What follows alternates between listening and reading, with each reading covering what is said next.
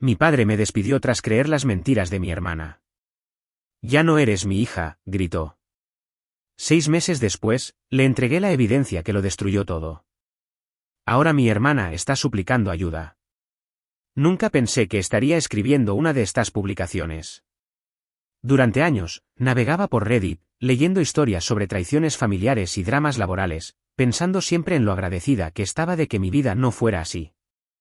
Mi familia era unida. Mi carrera estaba prosperando. Mi relación con mi padre era algo que atesoraba por encima de casi todo lo demás. Hace 6 meses, todo eso se desmoronó en el transcurso de una sola tarde. Mi nombre no es importante, pero lo que me pasó podría ayudar a alguien más a reconocer las señales antes de que sea demasiado tarde. Tengo 31 años y, hasta hace poco, era la vicepresidenta de operaciones en Garza y Asociados, una firma de consultoría de tamaño mediano que mi padre, Arturo Garza, construyó desde la nada a lo largo de 3 décadas. Comenzó la empresa en su garaje con un solo cliente y la convirtió en un negocio que ahora emplea a más de 200 personas en Ciudad de México, Nuevo León y Jalisco. Mientras crecía, vi a mi padre entregarle todo a esa empresa, fines de semana, vacaciones, noches enteras. Sacrificó mucho para construir algo duradero. Mi madre, Beatriz, estuvo a su lado en cada lucha, cada contratiempo, cada triunfo. Creyó en su visión cuando nadie más lo hizo, y juntos crearon no solo un negocio, sino un legado. Tengo una hermana, mi hermana mayor, Sofía. Tiene 34 años, está casada con un hombre llamado Damián Morales y tienen un hijo de 7 años llamado Adrián. Desde fuera, la vida de Sofía parecía perfecta, una hermosa casa en los suburbios, un marido exitoso, un hijo adorable. Pero yo conocía la verdad que nadie más parecía ver. Sofía siempre me había resentido. La rivalidad comenzó cuando éramos niñas. Yo era la académica, la hija que traía a casa sobresalientes, conseguía becas y hacía que nuestros padres radiaran de orgullo en las ceremonias de graduación. Sofía era diferente. Le costaba en la escuela, abandonó la universidad después de 2 semestres y pasó de un trabajo a otro durante la mayor parte de sus 20s. Nuestros padres nos amaban a ambas por igual, de verdad lo creo, pero Sofía interpretaba cada éxito mío como un fracaso personal suyo. Cuando me uní al negocio familiar hace 8 años, recién salida de mi programa de maestría en Administración de Empresas, Sofía dejó claro su descontento. Ella misma había intentado trabajar en Garza y Asociados años antes de que yo llegara, pero no había durado. Lo llamó un ambiente tóxico y renunció después de 6 meses. La verdad, según todos los que trabajaban allí en ese momento, era que la habían pillado inflando sus informes de gastos, y nuestro padre la había dejado renunciar discretamente en lugar de enfrentar consecuencias formales.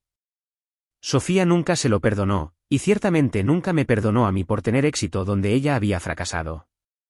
Lo que no sabía en ese momento era que Sofía mantenía relaciones con algunas personas en la empresa, personal administrativo, en su mayoría, gente que no conocía la historia completa de su partida. De vez en cuando pasaba a saludar, traía galletas para la recepción, charlaba con los guardias de seguridad. Todos pensaban que solo estaba siendo amable. Mirando hacia atrás, me di cuenta de que estaba cultivando el acceso, manteniéndose lo suficientemente familiar como para que nadie cuestionara su presencia cuando llegara el momento. Durante 8 años, me dediqué a esa empresa. Comencé en el puesto de nivel de entrada más bajo a pesar de mi educación, insistiendo en que quería aprender el negocio desde cero. Mi padre estuvo de acuerdo, y pasé mis primeros 2 años haciendo de todo, desde contestar teléfonos hasta seguir a gerentes de proyecto o asistir a reuniones con clientes en las que no se me permitía hablar. Quería ganarme mi lugar, no heredarlo. Para el 5.º año, había ascendido a directora de servicios al cliente. Para el 7.º año, era vicepresidenta de operaciones, supervisando el funcionamiento diario de las 3 oficinas. Mi padre y yo desarrollamos un ritmo. Él se encargaba de la estrategia general y las relaciones con los clientes importantes mientras yo gestionaba las operaciones internas que mantenían todo funcionando sin problemas. Esos fueron buenos años. Duros, pero buenos. El problema comenzó el otoño pasado, alrededor de septiembre, cuando Sofía reapareció de repente en la vida de mi padre con una intensidad renovada. Había estado algo distante durante años, apareciendo en festividades y algún que otro cumpleaños, pero por lo demás manteniendo su distancia. Luego, casi de la noche a la mañana, llamaba a nuestros padres todos los días, pasaba por casa varias veces a la semana, traía a Adrián para visitas improvisadas. Al principio me pareció tierno. Quizás Sofía finalmente estaba madurando, finalmente lista para dejar atrás viejos rencores y reconstruir nuestros lazos familiares. Nuestra madre estaba encantada. Siempre había lamentado la distancia entre sus hijas. Empezó a hablar de vacaciones familiares y tradiciones navideñas como si fuéramos niñas de nuevo. Debería haber sospechado más. El cambio fue demasiado repentino, demasiado completo. Pero quería creer en la redención. Quería creer que mi hermana finalmente había madurado. Lo que no sabía era que Sofía se estaba ahogando. El negocio de Damián había fracasado estrepitosamente, algo relacionado con una demanda de un antiguo socio y una deuda masiva que había ocultado a todo el mundo, incluida mi hermana. Estaban a punto de perder su casa. Sus ahorros se habían esfumado. Y Sofía, en lugar de acudir a la familia con honestidad y pedir ayuda, había ideado un plan diferente. Iba a ocupar mi lugar. No literalmente, por supuesto. Sabía que no podía asumir un puesto de vicepresidenta sin cualificaciones. Pero si yo era deshonrada y destituida, ella podría posicionarse como la hija leal que había descubierto la traición. Podría congraciarse con nuestro padre, volverse indispensable como consultora ayudando durante la transición, y eventualmente aprovechar esa posición para conseguir algo más permanente. Mientras tanto, ella y Damián usarían la información robada para generar suficiente dinero como para salir de su agujero financiero. La primera señal de problemas llegó a principios de noviembre.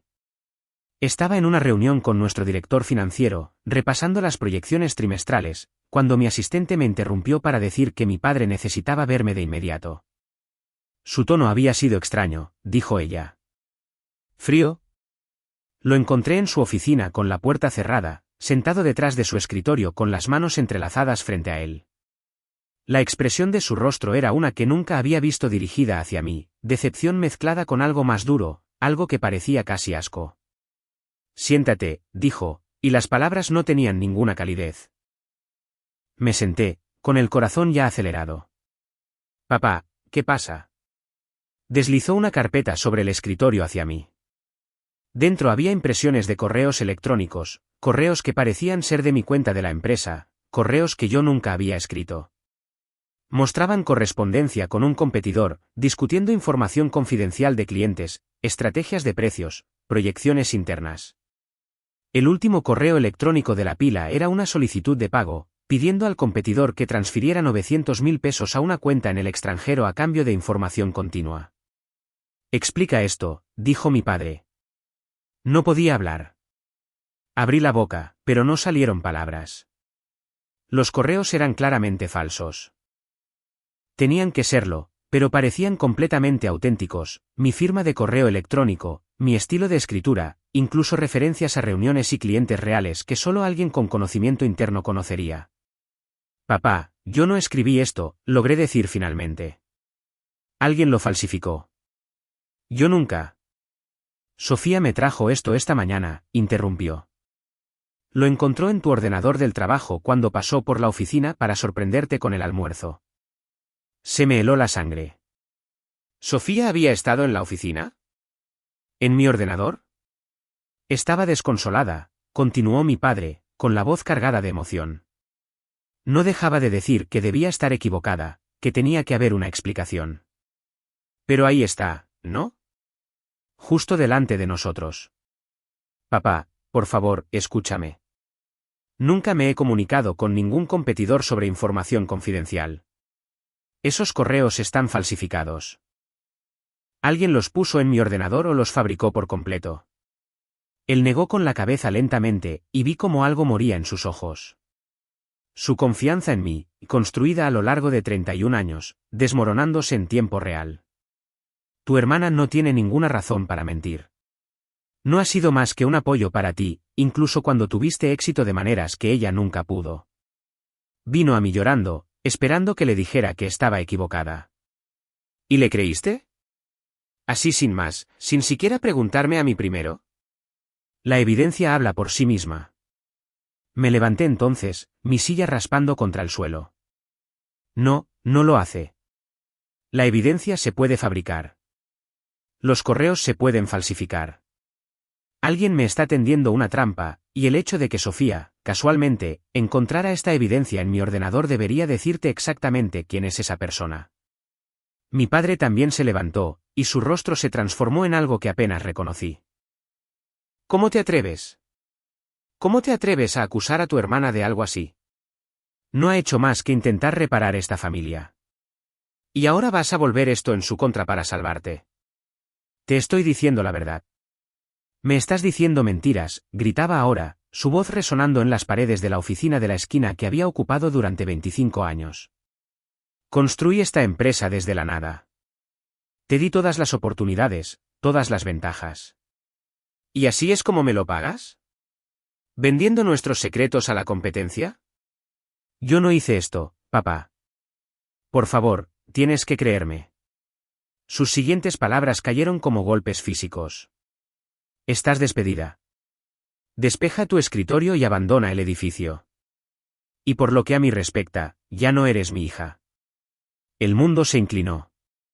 Me agarré al borde de su escritorio para estabilizarme, incapaz de procesar lo que estaba oyendo. Mi padre, el hombre que me había enseñado a montar en bicicleta, que me había acompañado en mi graduación universitaria, que me había dicho cada día que estaba orgulloso de mí, me estaba mirando como si fuera una extraña, como si fuera algo asqueroso que hubiera encontrado en la suela de su zapato. Papá. ¿Fuere? Me fui. ¿Qué más podía hacer? La seguridad me escoltó a mi oficina, me vio meter mis pertenencias personales en una caja y me acompañó al aparcamiento como si fuera una delincuente común. Conduje a casa aturdida, apenas capaz de ver la carretera a través de mis lágrimas. Las siguientes semanas fueron una neblina de dolor. Mi madre llamó una vez, llorando, diciendo que no sabía qué pensar pero que necesitaba tiempo. Mis llamadas a mi padre iban directamente al buzón de voz. Sofía, mientras tanto, aparentemente asumió mi puesto en la empresa. No oficialmente, pero de repente estaba ayudando mientras buscaban mi reemplazo. Y de alguna manera, ese arreglo temporal siguió extendiéndose. Quería derrumbarme. Quería acurrucarme en la cama y no salir nunca más. Cada mañana, me despertaba y tenía que recordarme a mí misma que en realidad no había hecho nada malo, porque el peso de la acusación de mi padre me hacía sentir culpable aunque sabía que era inocente. La soledad era asfixiante. Amigos que había tenido durante años de repente dejaron de estar disponibles. Los contactos de la industria dejaron de devolver mis llamadas. Las noticias corren rápido en los círculos de consultoría, y la narrativa que mi padre había permitido que circulara que había sido despedida por violaciones éticas me seguía como una sombra. La gente que había asistido a mis fiestas de cumpleaños, que había brindado por mis ascensos, que me había dicho que estaba destinada a grandes cosas, ahora cruzaba la calle para evitar el contacto visual. Ni siquiera podía defenderme adecuadamente porque los detalles de mi despido eran supuestamente confidenciales, lo que significaba que los rumores se volvían más salvajes con cada nueva versión. Mi apartamento se convirtió tanto en un santuario como en una prisión. Dejé de cocinar comidas adecuadas, sobreviviendo a base de recipientes de comida para llevar y tazas de café que se enfriaban mientras miraba las paredes. El sueño llegaba en fragmentos, interrumpido por sueños en los que la voz de mi padre resonaba sin cesar. Ya no eres mi hija. Ya no eres mi hija. Una noche, unas 3 semanas después de mi despido, me encontré de pie en mi balcón a las 2 de la madrugada, viendo las luces de la ciudad desdibujarse a través de unas lágrimas que no parecía poder detener. El pensamiento cruzó mi mente, solo por un momento, de que sería más fácil simplemente desaparecer, dejar que todos creyeran la mentira, aceptar la derrota, desvanecerme en la nada. Ese pensamiento me aterró más que cualquier cosa que Sofía hubiera hecho. A la mañana siguiente, llamé a una terapeuta. La doctora Isabel Fuentes había sido recomendada por un antiguo colega, y tenía disponibilidad esa misma semana. Entrar en su consulta se sintió como admitir la derrota, pero resultó ser el primer paso para recuperar mi vida. Estás experimentando un trauma agudo, me dijo durante nuestra segunda sesión. Tu identidad se construyó en torno a tu familia y tu carrera, y ambas te fueron arrebatadas simultáneamente por personas en las que confiabas completamente. El duelo que sientes es real y válido. Siento como si estuviera de luto por alguien que murió, admití. Excepto que todos siguen vivos. Simplemente eligieron dejar de quererme. La doctora Fuentes me ayudó a entender que sanar y luchar podían ocurrir simultáneamente. No tenía que esperar a sentirme completa de nuevo para empezar a buscar justicia. De hecho, la búsqueda de la verdad podría ser parte de lo que me haría sentir completa. Pero no soy una persona que se rinde fácilmente. Mi padre me enseñó al menos eso. Empecé a investigar. Contraté a un consultor informático forense llamado Óscar Serrano, un antiguo especialista en delitos cibernéticos del FBI que ahora trabajaba en el sector privado.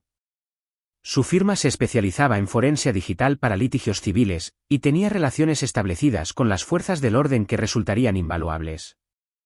Le expliqué la situación, le mostré los correos impresos y le pregunté si había alguna manera de probar que habían sido fabricados. Óscar fue cauto al principio. Depende de lo sofisticada que sea la falsificación, dijo. Si alguien sabe realmente lo que está haciendo, puede ser casi imposible de detectar. Pagaré lo que cueste. Tómate el tiempo que necesites. Trabajar con Óscar me dio algo que necesitaba desesperadamente: estructura. Nos reuníamos cada martes por la mañana en una cafetería cerca de su oficina, revisando hallazgos, elaborando estrategias para los siguientes pasos, construyendo nuestro caso pieza por pieza. Me trató como a una colega en lugar de una víctima, y ese respeto profesional me ayudó a recordar quién había sido antes de que todo se desmoronara. Tu hermana cometió errores, observó Óscar durante una de nuestras primeras reuniones. Los delincuentes suelen hacerlo. Los inteligentes saben cómo cubrir sus huellas por completo, pero la mayoría de la gente subestima la cantidad de evidencia digital que deja atrás. Piensan que eliminar un archivo significa que ha desaparecido para siempre o que usar el ordenador de otra persona los hace invisibles. No es así. Sonrió sombríamente. Casi nada desaparece realmente para siempre. Los datos tienen una forma de persistir en lugares que la gente no espera. Registros de servidor, sistemas de copia de seguridad, metadatos incrustados en archivos. Registros de visitantes, registros de tarjetas de acceso, datos de enrutamiento de proveedores de servicios de Internet. Si tu hermana hizo esto, dejó huellas. Solo tenemos que encontrarlas. La investigación consumió mis días. Cuando no estaba reunida con Óscar o revisando documentos, reconstruía mi propia línea de tiempo, cada reunión, cada correo, cada llamada telefónica de los meses anteriores a mi despido. Creé hojas de cálculo rastreando los movimientos de Sofía, cruzando sus visitas a la oficina con actividad inusual en mi ordenador. El trabajo era tedioso y a menudo desgarrador, pero me mantenía concentrada en algo que no fuera mi dolor. Mi madre llamaba ocasionalmente durante esos meses. Las conversaciones eran incómodas, llenas de largos silencios y declaraciones cuidadosas y evasivas. Quería mantener una relación conmigo sin tomar partido, lo que significaba que no podía reconocer mi inocencia ni la culpabilidad de Sofía. Entendía su posición intelectualmente, estaba tratando de preservar a sus dos hijas, pero emocionalmente, su neutralidad se sentía como otra traición. Tu padre te echa de menos, dijo durante una llamada, unos 2 meses después de mi exilio. No lo dice, pero me doy cuenta. Se sienta en su estudio y mira las fotos de tu graduación. Si me echa de menos, sabe dónde encontrarme. Es terco. Ya lo sabes. Se ha convencido de que tomó la decisión correcta. Y admitir lo contrario significaría admitir que destruyó la vida de su propia hija basándose en mentiras. Sí, imagino que eso sería incómodo para él. Ella suspiró. No estoy excusando lo que hizo. Solo estoy tratando de explicar. No necesito explicaciones, mamá. Necesito que alguien en mi familia me crea. Ella no podía darme eso, y ambas lo sabíamos. Terminamos la llamada con promesas de hablar pronto que ninguna de las dos creía del todo. Durante los siguientes 6 meses, Óscar se convirtió en mi arma secreta. Obtuvo copias de los registros del servidor de correo electrónico a través de canales legales. Mi abogada, una mujer brillante llamada Verónica Sánchez, ayudó con eso presentando una solicitud de preservación y amenazando con un litigio, lo que obligó a la empresa a retener y producir los registros.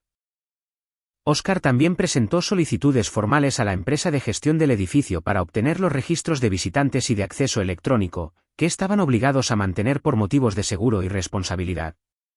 Mientras tanto, necesitaba ingresos. Había ahorrado dinero durante mis años en Garza y Asociados, pero no iba a quedarme de brazos cruzados viendo cómo mis ahorros se agotaban, especialmente con los honorarios de Óscar acumulándose. Me puse en contacto con una antigua colega llamada Natalia que había dejado la empresa años atrás para fundar su propia firma de consultoría. Había oído rumores sobre mi partida, todos en la industria los habían oído, pero me conocía lo suficiente como para pedir mi versión de la historia. Todo esto huele mal, dijo después de que le explicara. Eres la persona más ética con la que he trabajado. Literalmente te denunciaste a ti misma una vez por llevarte accidentalmente un bolígrafo de la empresa a casa.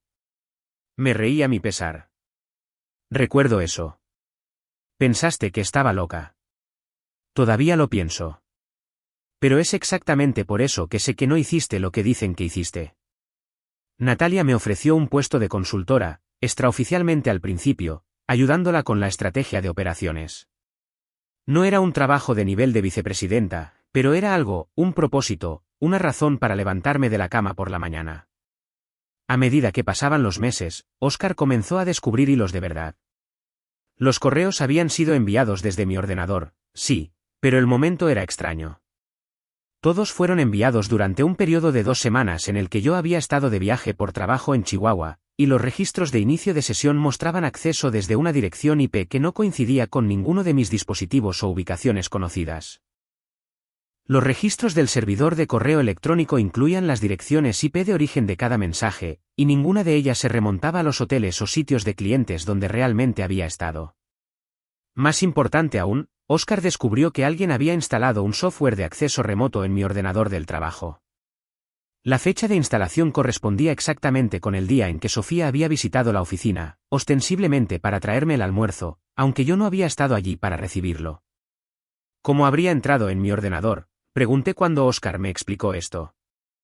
¿Está protegido con contraseña? Sacó otro documento. Según los registros de acceso, alguien introdujo tu contraseña correctamente al primer intento. Sin intentos fallidos. Eso significa que o ya sabía tu contraseña o alguien se la dio. Me sentí mal.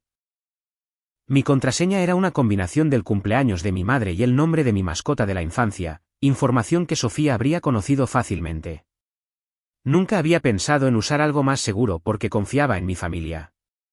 La sabía, dije en voz baja. Habría sido capaz de adivinarla. Alguien se dio a sí mismo acceso por la puerta trasera a tu máquina, explicó Óscar. Podían iniciar sesión de forma remota, enviar correos como si fueras tú, acceder a tus archivos, lo que quisieran. ¿Puedes probar que fue Sofía? Dudó. El acceso remoto provino de una dirección IP registrada a un proveedor de servicios de Internet residencial. Puedo ver en qué barrio está la dirección del servicio basándome en los datos de enrutamiento regional del proveedor, y es consistente con la zona de tu hermana. Pero para obtener la dirección exacta, necesitaría una orden judicial para obligar al proveedor a divulgar la información del suscriptor. No era una prueba irrefutable, pero era suficiente para seguir adelante. Durante el 4.º mes, me topé con un muro. La investigación se había estancado. Teníamos pruebas circunstanciales que apuntaban a Sofía, pero nada que se sostuviera en un tribunal o convenciera a mi padre más allá de toda duda. Óscar estaba trabajando en otros casos y no podía dedicarme tiempo ilimitado.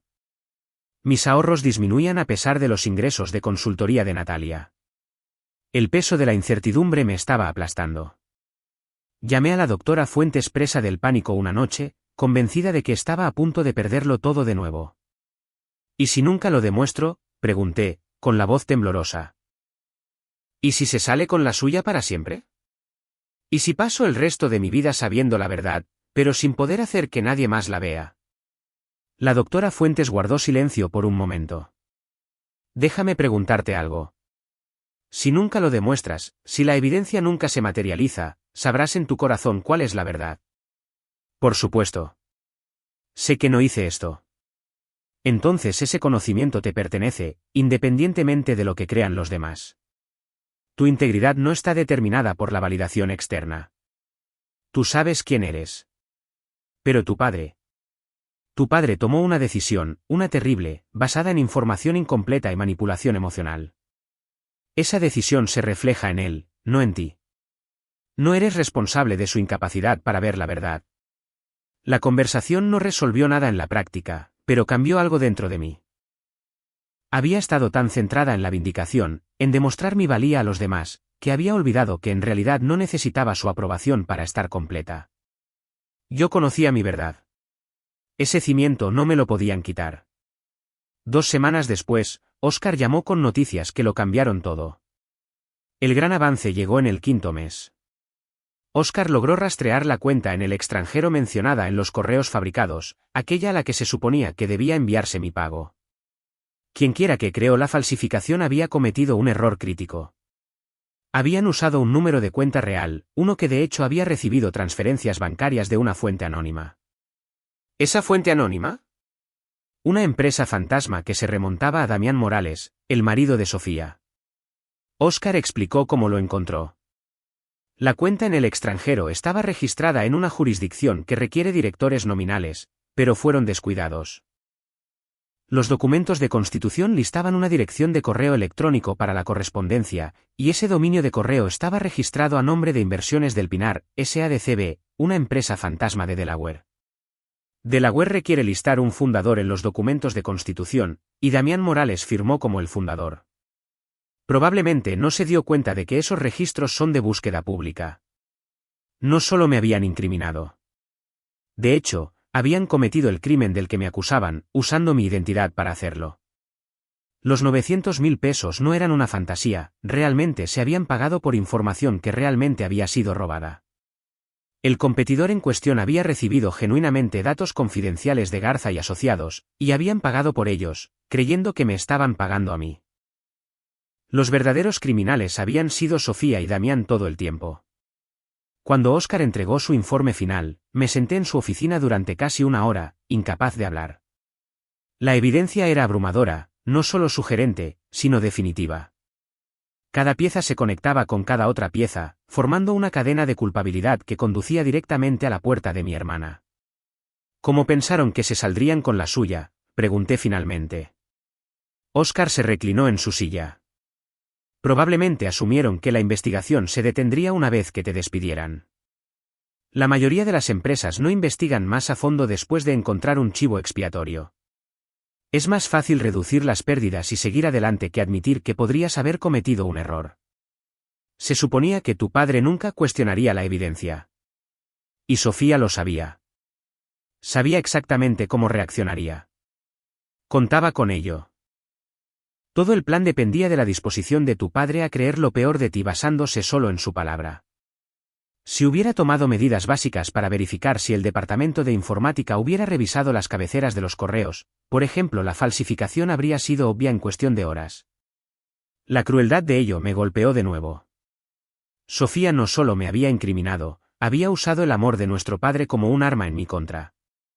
Había explotado su culpa por la fractura de su relación, su deseo de creer que ella había cambiado, su tendencia a tomar decisiones rápidas basadas en la emoción en lugar de en la evidencia. Lo había estudiado como un depredador estudia a su presa.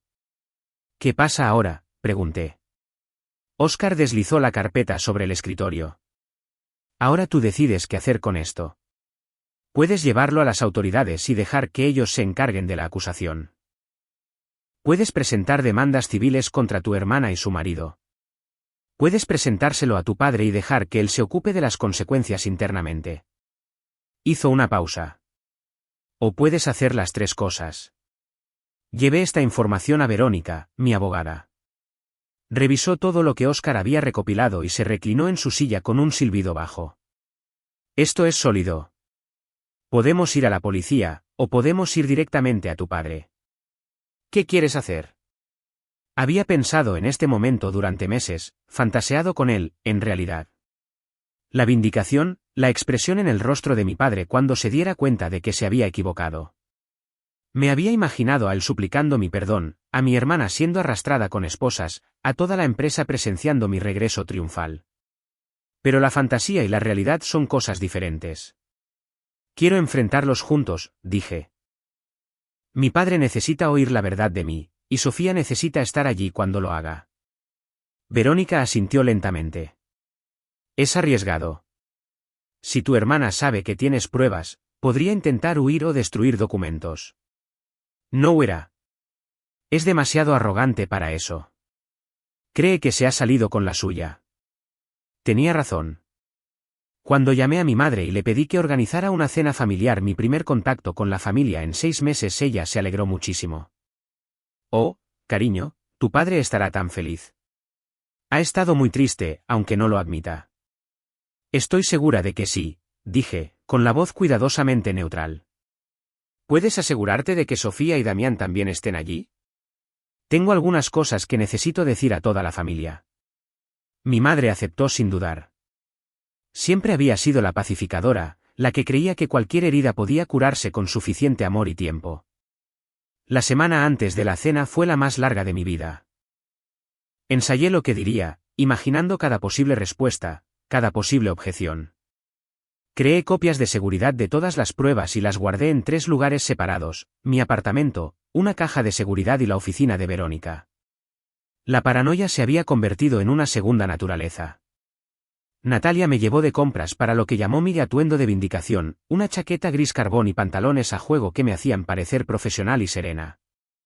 «¿Quieres entrar allí luciendo como la directora ejecutiva que deberías haber sido todo este tiempo?», dijo. «Deja que vean exactamente lo que desecharon». Apenas dormí la noche anterior. Mi mente no dejaba de dar vueltas a las posibilidades. ¿Y si Sofía lo negaba todo? ¿Y si mi padre todavía elegía creerla a ella? ¿Y si la cena se convertía en un caos antes de que pudiera presentar mis pruebas? ¿Y si me derrumbaba llorando y no podía terminar lo que había venido a decir? A las 4 de la tarde del sábado, me paré frente a la casa de mis padres por primera vez en medio año. El jardín se veía como siempre, las rosas de mi madre trepando por la enrejada, el camino de piedra que mi padre había colocado el mismo 20 años atrás. Este había sido mi hogar una vez. Estas personas habían sido mi cimiento. Respiré hondo 3 veces y toqué el timbre. La cena estaba programada para un sábado por la noche, casi 6 meses exactos después del día en que me despidieron. Llegué a casa de mis padres con una carpeta bajo el brazo, de la misma manera que mi padre me había entregado mi sentencia de muerte. Yo le entregaría su despertar. El informe completo de Oscar, el resumen de Verónica, los registros bancarios, los registros de IP, los registros de instalación del software de acceso remoto, todo documentado e innegable. Sofía ya estaba allí cuando entré, con el brazo entrelazado con el de Damián, su sonrisa amplia y acogedora. «Hermanita, qué bueno verte. Te hemos echado mucho de menos». La audacia casi me dejó sin aliento. Realmente creía que había ganado. Mi padre estaba de pie en la sala de estar con una bebida en la mano, mirándome con una expresión que no pude descifrar. Mi madre corrió a abrazarme, con las lágrimas ya corriendo por sus mejillas, y dejé que me abrazara por un largo momento antes de separarme suavemente. «¿Podemos sentarnos?», dije. «Hay algo que necesito compartir con todos ustedes».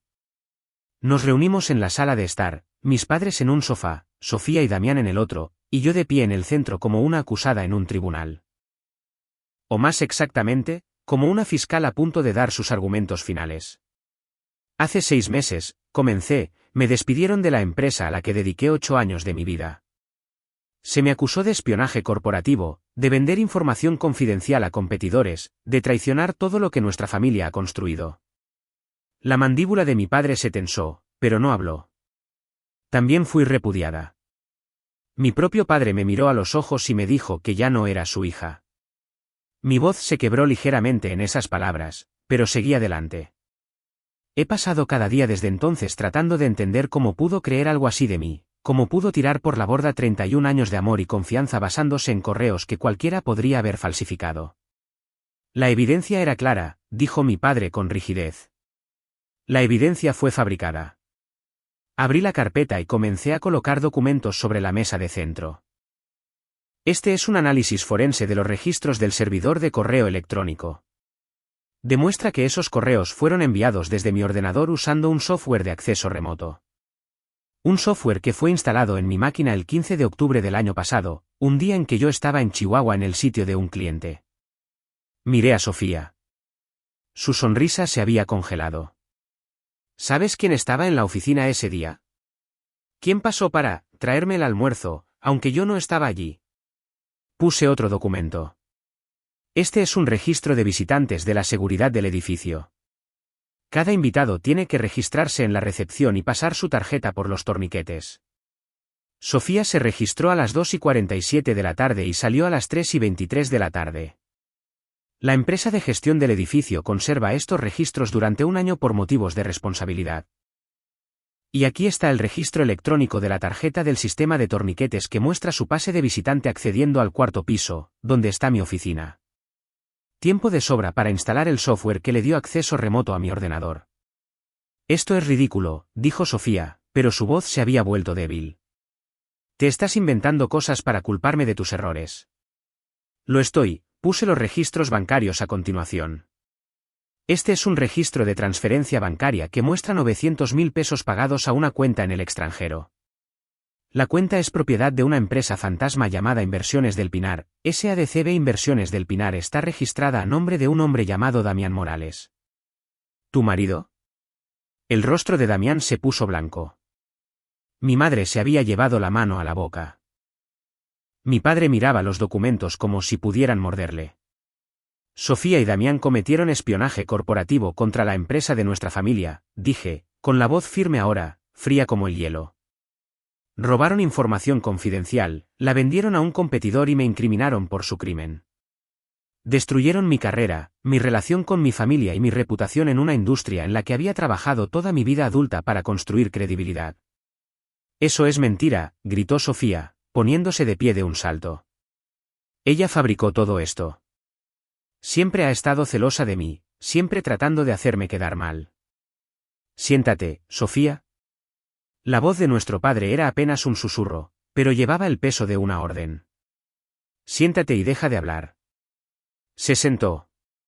Él recogió los documentos uno por uno, examinándolos con el mismo ojo analítico que aplicaba a cada decisión de negocios durante 30 años. Lo vi leer, vi su rostro pasar por la incredulidad, la comprensión y, finalmente, la devastación.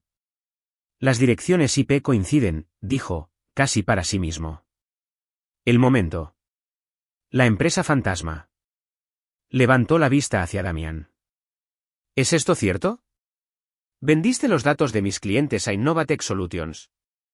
El silencio de Damián fue respuesta suficiente. Sofía empezó a llorar entonces. No lágrimas de remordimiento, sino lágrimas de frustración, de un plan que se desmoronaba. No lo entiendes. Íbamos a perderlo todo. La casa, los coches, la escuela de Adrián. El negocio de Damián fracasó y no nos quedaba nada. Así que le robaste a tu propia familia. La voz de mi madre era apenas reconocible, áspera por la traición. Incriminaste a tu hermana, destruiste su vida y le robaste a tu padre. Se suponía que yo debía heredar esa empresa, gritó Sofía. Yo era la primogénita, pero ella apareció con sus notas perfectas y su maestría perfecta. Y de repente, todo giraba en torno a ella. Yo merecía ese puesto. No mereces nada, dije. Tú renunciaste. Te fuiste. Y cuando me gané mi lugar a través de 8 años de trabajo duro, decidiste quitármelo por la fuerza. Mi padre se levantó lentamente, como un hombre 20 años mayor de lo que era. Caminó hacia mí y, por un momento, no supe qué esperar. Otro rechazo, tal vez, o algún golpe final y devastador. En cambio, cayó de rodillas. Lo siento, dijo, con la voz quebrada. Lo siento mucho. Te fallé. Te fallé como padre y como hombre, y no sé cómo. La habitación se había quedado en completo silencio, excepto por la respiración entrecortada de mi padre. Mi madre estaba congelada en el sofá, su rostro una máscara de horror mientras procesaba lo que su hija mayor había hecho. Sofía había dejado de llorar y se sentó rígida, mirando a la pared como una mujer que observa su propia ejecución. Damián tenía la cabeza entre las manos, sus hombros temblando. Miré a mi padre, este hombre que me había parecido invencible durante toda mi infancia, que había construido un imperio a pura fuerza de voluntad, que siempre había sido la persona más fuerte que conocía, y sentí algo complicado retorcerse en mi pecho. Ira y dolor y amor y traición, todo enredado en un nudo que quizás nunca podría desentrañar por completo. Una parte de mí quería dejarlo sufrir, dar un paso atrás y verlo arrastrarse, hacerle sentir siquiera una fracción de la humillación y el abandono que yo había experimentado. 6 meses de aislamiento, de dudas sobre mí misma, de llorar hasta dormirme en un apartamento vacío mientras mi propia familia celebraba las festividades sin mí. ¿No merecía verlo sufrir? Pero la venganza y la justicia son cosas diferentes, y yo ya había decidido cuál de las dos quería. Había imaginado este momento tantas veces, pero la realidad era diferente a la fantasía. No había triunfo en ver a mi padre derrumbarse. No había satisfacción en ver a mi hermana expuesta. Solo había agotamiento y dolor y el vacío de 6 meses de sufrimiento que nunca podrían deshacerse por completo. Lo ayudé a levantarse. Levántate, papá. Tenemos mucho de qué hablar. Mi madre finalmente encontró su voz. Sofía, ¿cómo pudiste? La pregunta salió como poco más que un susurro, pero llevaba décadas de amor maternal transformándose en algo más oscuro. ¿Es tu hermana? ¿Tu hermanita? Te sostuve en mis brazos cuando ella nació. Te vi darle el biberón y cantarle canciones de cuna. ¿Cómo pudiste hacerle esto? La compostura de Sofía finalmente se rompió por completo. ¿Quieres saber cómo? Porque toda mi vida, todo ha sido sobre ella. La niña de oro, la hija perfecta, la que no podía hacer nada mal. Dejé la universidad y me miraste como si fuera basura. Ella obtiene una maestría y le organizas una fiesta. Intento trabajar en la empresa y me echan. Ella entra como si nada y se convierte en vicepresidenta en 8 años. No te echaron, dijo mi padre, con la voz hueca. Robaste de la cuenta de gastos. Te protegí de un juicio. Me humillaste. Me hiciste renunciar como una delincuente común mientras tu princesita preciosa recibía todo en bandeja de plata. Me gané todo lo que logré, dije en voz baja. Cada ascenso, cada responsabilidad. Empecé desde abajo y me abrí camino. Podrías haber hecho lo mismo si hubieras estado dispuesta a esforzarte. El esfuerzo, Sofía rió amargamente. Te observé durante 8 años haciendo de la humilde abeja obrera mientras papá sonreía, asentía y planeaba hacerte su sucesora. Nada de lo que yo hiciera iba a ser suficiente. Así que sí, decidí tomar lo que debería haber sido mío desde el principio. ¿Cometiendo delitos federales? Incriminando a tu propia hermana. Haciendo lo que tenía que hacer para sobrevivir. El silencio que siguió fue absoluto. La confesión de Sofía flotaba en el aire, innegable y condenatoria. Cualquier simpatía que su desesperación pudiera haber ganado se evaporó ante su completa falta de remordimiento. Mi padre enderezó la espalda y miró a su hija mayor con una expresión que nunca había visto antes. No ira, no decepción, sino algo que parecía casi lástima. Voy a llamar a las autoridades esta noche. Lo que suceda a continuación está fuera de mis manos. Papá, por favor, comenzó Sofía. No. Su voz era firme ahora, decidida de una manera que no lo había sido desde que entré por la puerta. Ya has dicho suficiente. Más que suficiente. Las consecuencias se desarrollaron durante las siguientes semanas. Damián confesó todo una vez que se dio cuenta del alcance de las pruebas en su contra, el espionaje corporativo, el fraude electrónico, el robo de identidad. Su cooperación con los investigadores federales le valió una sentencia reducida, pero aún enfrentaba un tiempo considerable en prisión. Sofía, que había sido la autora intelectual del plan, fue acusada como cómplice. Su abogado intentó pintarla como una madre desesperada que protegía a su hijo, pero la premeditación del plan instalar el software de acceso remoto meses antes de que se enviaran los correos socavó cualquier reclamo de desesperación. Se enfrentaba a cargos graves, y su costosa vida suburbana estaba a punto de convertirse en un recuerdo. Adrián, mi sobrino de 7 años, fue la verdadera víctima inocente en todo esto. Mi madre intervino para ayudar a cuidarlo mientras sus padres lidiaban con los procedimientos legales. Me encontré sintiendo más simpatía por él de la que esperaba. Él no había pedido nada de esto, y pasara lo que pasara con sus padres, él cargaría con las consecuencias para siempre. Mi padre me reinstaló formalmente en Garza y Asociados con un anuncio público explicando que había sido acusada injustamente y totalmente exonerada. Me ofreció un ascenso, directora ejecutiva, con efecto inmediato, mientras él pasaba a ser presidente emérito. Acepté, pero no sin condiciones. Le creíste a ella antes que a mí, dije, sentada frente a él en la misma oficina donde destruyó mi mundo. Sin investigación, sin la debida diligencia, sin siquiera darme la oportunidad de defenderme. Elegiste su palabra por encima de 31 años en los que demostré quién soy. Tenía los ojos enrojecidos. Había envejecido una década en la semana desde la cena. Lo sé. No tengo excusa. Dejé que mi culpa por Sofía nublara mi juicio. Siempre había sentido que le había fallado de alguna manera, que la había alejado de la empresa. Y cuando volvió a nuestras vidas, estaba tan desesperado por enmendar las cosas. A mi costa. Sí, a tu costa. Y me arrepentiré de eso hasta el día de mi muerte. Nos sentamos en silencio por un largo momento. Fuera de la ventana, la ciudad continuaba su ritmo diario, indiferente a los restos de nuestra familia que se desarrollaban en esta oficina de la esquina. Necesito que entiendas algo, dije finalmente. No acepto este puesto porque te perdone. Lo acepto porque esta empresa me importa. Porque he invertido 8 años de mi vida en ella, y me niego a que la traición de Sofía me robe eso también. Pero nuestra relación. Eso va a llevar tiempo. Quizás años. Quizás para siempre. Mi padre asintió lentamente. Entiendo. Lo que necesites, el tiempo que lleve, estaré aquí. ¿Lo estarás? Porque hace 6 meses, no lo estabas. Hace 6 meses, me desechaste como basura basándote en correos falsificados y en tu conciencia culpable sobre la hija que realmente merecía tu sospecha. Se estremeció ante eso. Bien.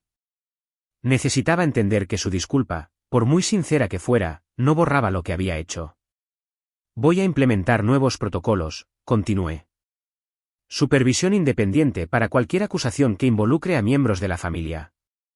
Revisión forense obligatoria de la evidencia digital antes de cualquier decisión de despido.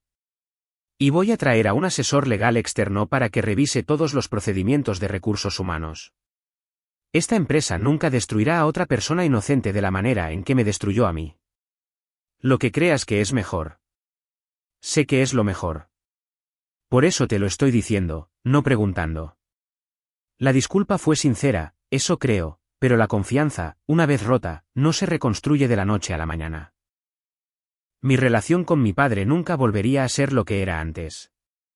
Esa inocencia se había ido para siempre. Un mes después de reasumir mi puesto, Sofía se puso en contacto.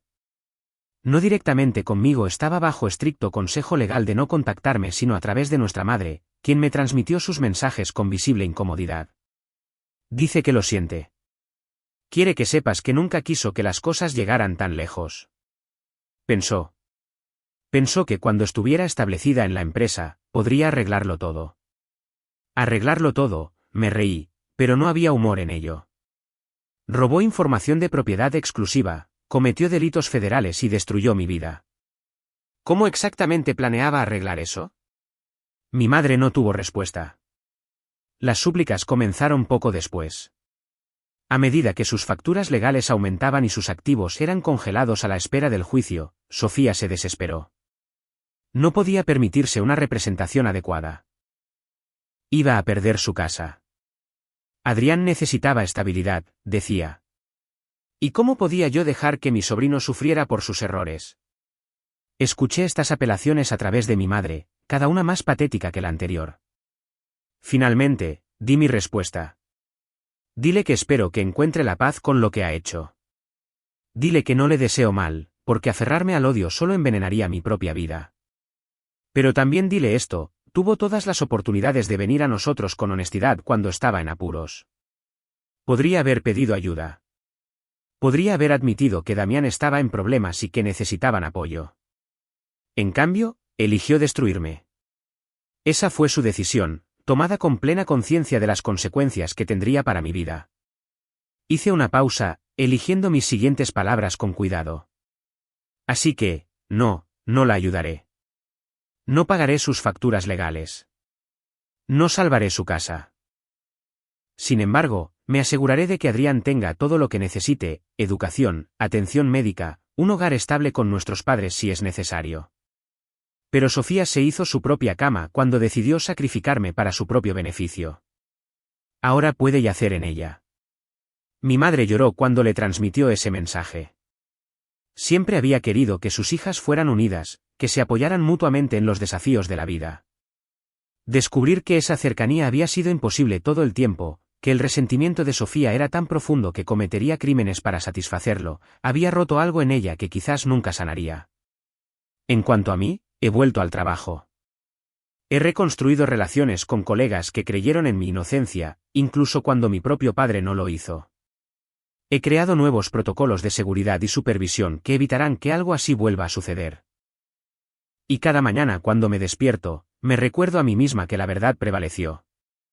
Llevó 6 meses, decenas de miles de dólares en investigación forense y más dolor emocional del que sabía que podía sobrevivir, pero se hizo justicia.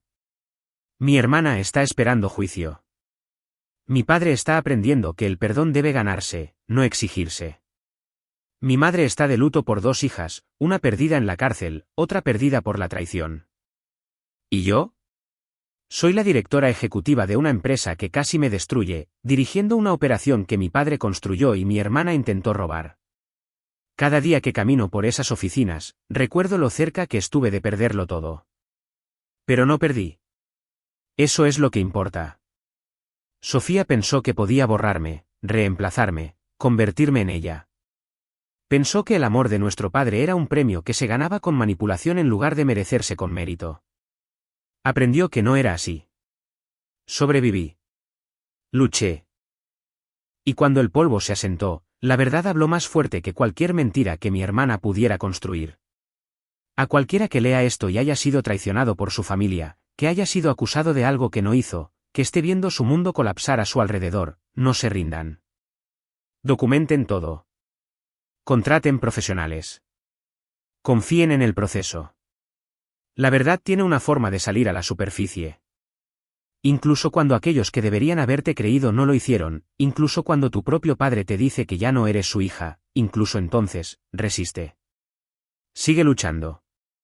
Y cuando llegue tu momento, cuando finalmente tengas la evidencia para demostrar tu inocencia, asegúrate de que todos los que dudaron de ti estén allí para presenciarlo. Eso no es venganza. Es justicia. Y a veces, la justicia es la victoria más dulce de todas. Gracias por ver este vídeo. No olvides darle me gusta y suscribirte al canal de Secretos Revelados para no perderte las últimas historias emocionantes.